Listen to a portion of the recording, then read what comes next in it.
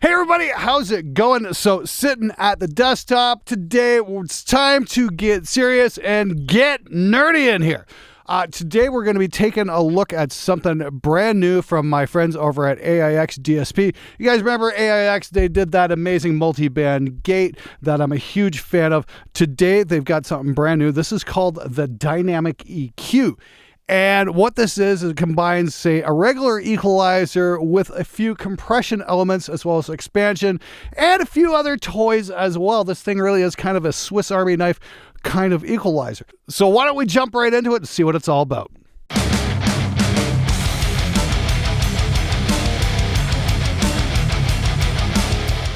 So yeah, you guys definitely remember AIX DSP. I was using their stuff all over my mixes last year. And one of the things I've used them quite a bit for is, say, their drum EQ. And this thing is fantastic for tuning an equalizer to an exact specific frequency, whatever your drum is tuned. Now this thing's great is because you can set it up for the drum's octaves where you've got its center frequency and then the other octaves for what goes, and then you can, kind of pick out where the peaks are in your drum sound. And it really helped me get a very, very cool tom sound especially. It's also great for taking the honk out of snare drums. It's just absolutely phenomenal stuff.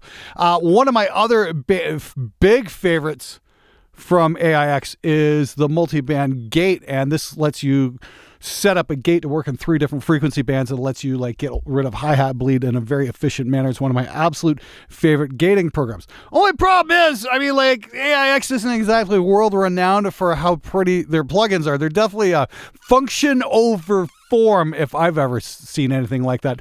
However, they broke down and got themselves an artist, and now they have the Dynamic EQ, and it actually looks halfway decent. I wouldn't be afraid to show it off to my friends and be worried that they're going to laugh at me for it. So let's check it out in action here. So we've got it on a guitar bus right now. And if we punch it out, there's a whole bunch of stuff going on here. That's the raw guitar tone right there. Kick it on.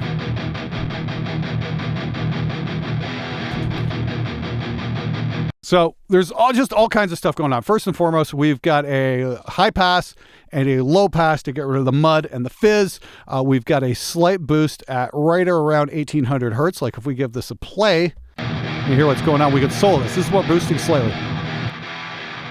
Just a little bit of the squawk there, maybe a bit of the quackiness. We don't want to go too hard there. So we're just trying to get the guitars to work in the mix in a nice fashion, so they're going to fit in nicely and not kind of step over all the other instruments.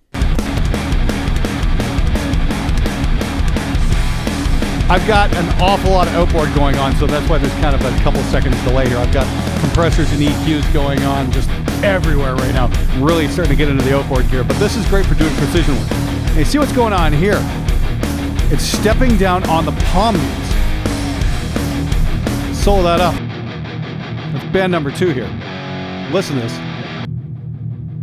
It's right in the chug-a-lugs on the guitars there. But the really important thing is we got a compressor going on. Unsolo that.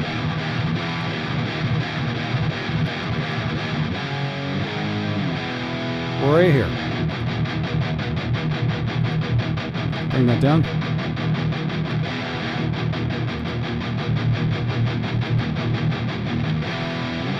It's just tightening up those chugs on the guitars ever so slightly. Now, you can get this obviously with a Wave C4 and what's built into Reaper as well, but this thing's got something a little bit more unique to it in the fact that not only has it got the solo here, it's really easy to get to, you can set up a hold control as well. So you can time it for exactly how long those palm mutes are going to be. Like, take it there, it's just going to take it out completely.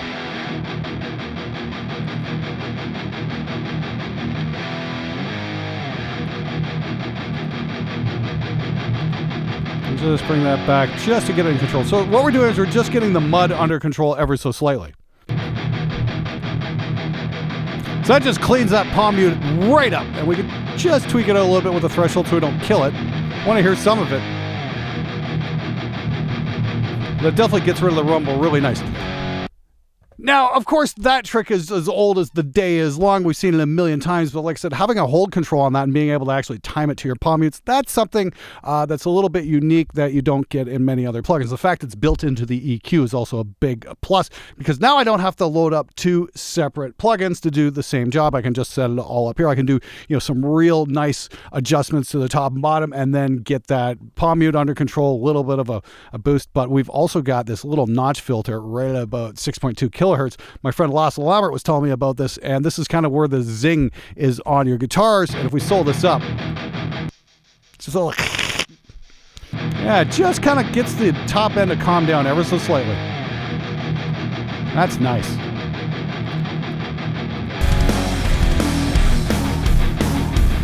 Now, one of the big advantages this EQ has over some of the other EQs is that you don't get what's known as crowding. And what's that? Here's the EQ that ships with Reaper. Now, if we take this and we add a band here and just kind of do a boost here. Listen to what's going on with the guitars here. Do a massive boost and bring it over here. Watch what happens when it gets into the top end here. It just kind of vanishes and doesn't really do anything.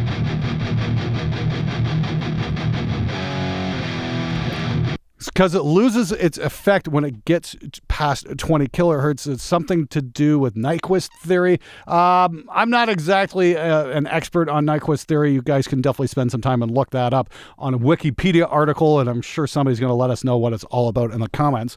But what happens is basically the EQ becomes way less effective once it gets up to that range. This one doesn't crowd like that. It doesn't have that situation where it kind of just loses itself when you get up here.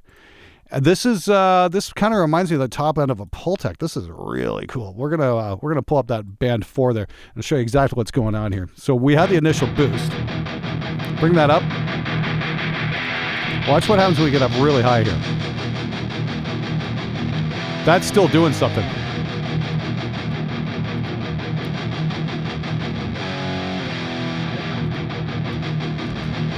That is really smooth. I really like that. It almost reminds me of like this analog Pultec I've got going on down here. Now, one of the other features used on this, you can actually use it as a bleed killer on a snare drum. So I've got my top snare mic over here. We'll just sew this up and take a listen. And see it's opening. So I'm basically using this like a gate. Turn it off. That's how much top end I'm adding in there with the EQs. But because the gate, it only hits on the snare now. This is just great. But it's not even a gate. It's just, I'm using this as a downward expander.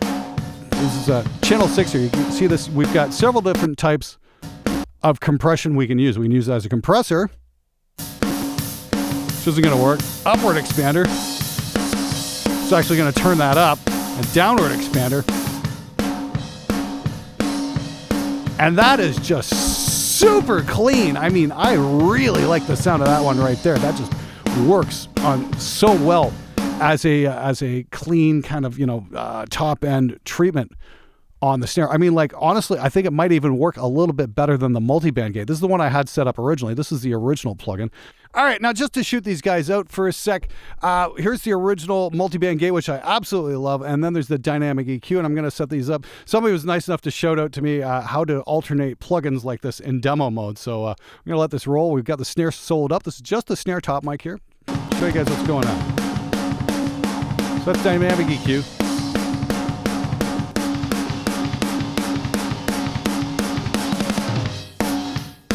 Listen to what's going on with the tail here on the snare.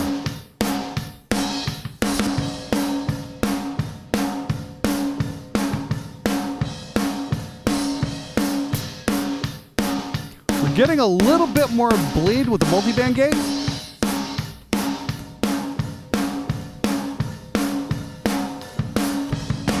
The dynamic EQ is giving us a little bit more of a clean cut from that high end on the snare. So we're just getting the initial punch of the snare drum as opposed to the multi-band gate, which is insane because the multi-band gate was like one of the best snare gates I've ever seen. And this actually seems to be doing a slightly better job of it. The trade-off, of course, is with the dynamic EQ, it doesn't do the same thing for the bottom end. I was kind of messing around with it a little bit earlier today, and I really wasn't having too much luck getting it to gate out the bottom end. So I mean, like, this is very much doing what a FabFilter Pro MB will do, which is like one of my favorite plugins for doing that sort of thing. But this is doing it like as an EQ as well. So we can add, you know, thump if we want, or honk, or more top end. That's pretty good right there. Let that play in the mix.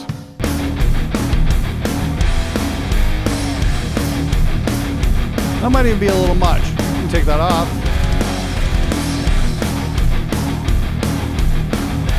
I like that just like that. Once again, I've got some Trident EQs down here in this rack, and I'm actually running the snare through that for a little bit of top end boost. What can I say? I've been really getting into a lot of analog gear for like general sound shaping stuff, but for like the precision work, yeah, this is exactly what I'm really enjoying right here. This is going to become one of my favorite gates. I can see this already, and it's not even a freaking gate. It's a freaking EQ. Go figure.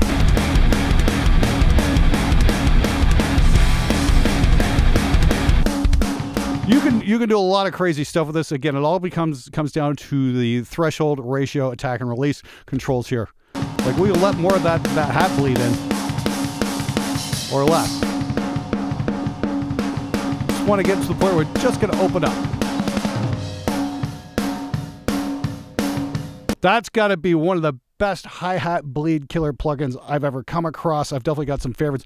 My absolute favorite was the multi-band gate. This, like I said, it might actually be better. So there we go. Another crazy thing they've got is something called FUG mode, which basically stands for fuck you, Glenn, and it kind of puts everything into reverse. So if you just want to hear hi-hat bleed, hey, that works. So yeah, the fuck you, Glenn mode, just checking my notes here. What it is, it's got that dual out of phase trick. I did a video on that last year called the greatest snare mixing technique I ever learned, and this kind of does the exact same thing here. I've got it set up as a downward expander right now, so I don't want to mess with it. But if you were to go into FUG mode and play with some of the controls, I'm sure you could get it to work just as well. Very cool. I think I'm going to try exploring that maybe in another video. I don't want to bore you guys to death playing with this, because I highly recommend you guys go grab the demo for yourself, because there is a 30-day free trial for this thing. All you got to do is just go to the AIX DSP website. I'll have a link in the description below, and you can get it for absolutely nothing for 30 days. Intro price on the plugin is $75, and I don't think you're going to find a more functional EQ for that kind of price anywhere. I could be wrong, of course, and again, if I'm wrong, feel free to tell me and why. But yeah, for $75 for an EQ that does all this, that's not freaking bad at all. Just a couple other quick things I was going to go on. What I got going on here, again, is because I've got this as a high shelf. We can set this up as a peak and low shelf. So that's cool. I like the fact that it's got this. Oh yeah, and if you want to check your, select your different EQ bands, you just go right here. You can go your low pass, band 1, band 2, 3, 4, 5, all that kind of stuff right there. That's just absolutely killer. We're on band 6 for there. And one other thing we got, source. We've got sources, so we can go band source or your input and then sidechain. So you can sidechain, say, if you want to say sidechain your kick and bass together, or your snare and your hats, that kind of stuff, you can do that, and the tracks will talk to each other, much like how the cock blocker works when you use a dry track against your amp track. It works really well. So what we got here is a high pass and low pass filter for our input here. This lets us pinpoint exactly how much of the signal is going to trigger that downward expander. So that's just killer. Make sure I got that, pull that up. I don't want to lose it, because I had it just dialed in absolutely perfect for this drum, and I don't want to lose that. Yeah, that's just gorgeous like that. I love the sound of that. Works so well.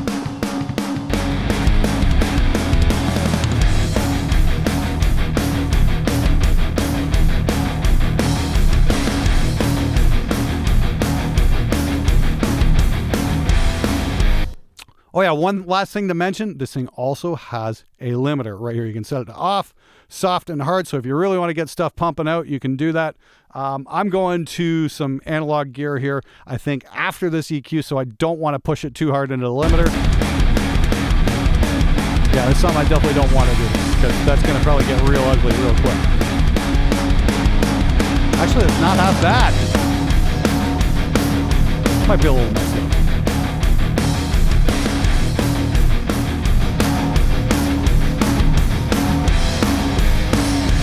That's super cool though. Good call with the limiter. I almost forgot that's there as well. I could probably get rid of maybe even my L1 on my guitar bus and just use that, say in the soft limit mode, just to get a little bit more volume out of it. I like this an awful lot. Anyway, once again, I highly recommend checking it out for yourself. There's a 30-day trial, so you can grab it for absolutely free, and it'll be fully functional for an entire month. And after that, it's only going to cost you like $74, so it's definitely worth taking a look at. Links in the description below. Thanks for watching. I'll see you guys on Tuesday with 13 things to avoid that are studio client bait.